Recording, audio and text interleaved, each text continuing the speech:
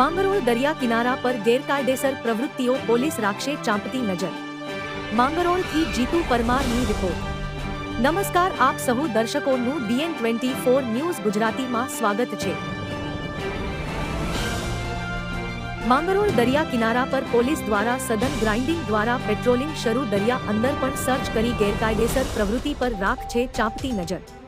જૂનાગઢ માંગરોળ પંથકમાં 40 કિલોમીટરના લાંબા દરિયા કિનારો આવેલ છે, જેમાં પોલીસ દ્વારા ચુસ્ત બંદોબસ્ત ગોઠવવામાં આવ્યો છે। હાલમાં જે દરિયાની અંદર ગેરકાયદેસર પ્રવૃત્તિઓ ચાલી રહી હોવાનો અંદાજ લગાવી જૂનાગઢ પોલીસ અધિકારીઓ સહિતની ટીમ દ્વારા માંગરોળ પંથકમાં 40 કિલોમીટરના લાંબા દરિયા કિનારા ઉપર પોલીસ દ્વારા સઘન પેટ્રોલિંગ શરૂ કરવામાં આવ્યું, જેમાં પેરા ગ્રાઇન્ડિંગ દ્વારા દરિયાની અંદર પણ સર્ચ કરાયું હતું, જેમાં જૂનાગઢ SP હર્ષદ મહેતાએ પોતે જાતે નિરીક્ષણ કર્યું હતું અને દરિયા કિનારે જે ગામો આવેલા છે તે ગામોના આગેવાનો સરપંચો સાથે પણ SP હર્ષદ મહેતાએ મુલાકાત લીધી હતી।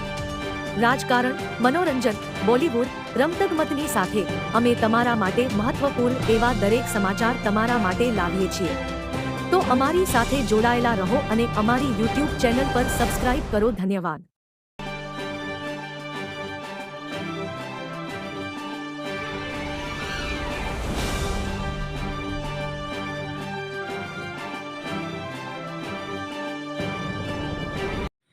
જૂનાગઢ જિલ્લામાં કુલ 40 કિલોમીટરનો દરિયાઈ સરહદ છે।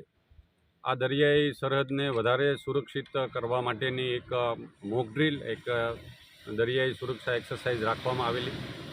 આ સમગ્ર એક્સરસાઇઝમાં કુલ 426 જેટલા અમારા પોલીસ જવાન, SRD અને GRDના જવાનો છે, એમણે આ સમગ્ર એક્સરસાઇઝમાં ભાગ લીધો છે। આ આખી એક્સરસાઇઝમાં 22થી વધારે અધિકારીઓએ ભાગ લીધો છે। સૌથી અગત્યની બાબત એ છે કે દરિયાઈમાં બોટ પેટ્રોલિંગ પણ સાથે સાથે કરવામાં આવેલું છે। જમીન માર્ગ ઉપર 40 કિલોમીટરના 4 કિલોમીટરના એવા 10 ટુકડાઓ કરવામાં આવ્યા, જેની કુલ 10 ટીમ છે એ પાડવામાં આવી।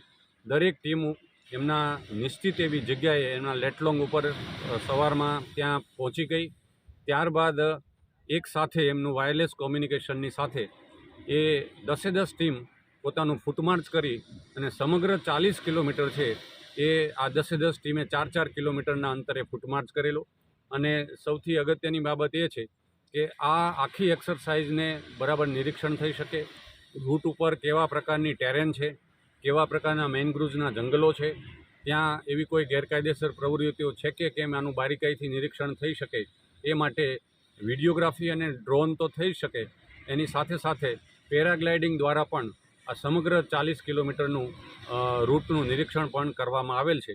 આ સમગ્ર એક્સરસાઇઝ દરિયાઈ સુરક્ષા વધારવા માટે, દરિયાના કિનારે કોઈ એવી ગેરકાયદેસર પ્રવૃત્તિઓ ચાલતી હોય તો એ પોલીસના ધ્યાને આવે, સાથે સાથે લોકલ જે સાગર ખેડૂઓ છે એમની સાથે પણ એક સંકલન થાય અને આવી કોઈ પણ દરિયાઈ સુરક્ષામાં છીંડા ન રહી જાય એ માટેની તકેદારીના ભાગરૂપે આ એક સમગ્ર ડ્રીલ છે રાખવામાં આવેલી હતી।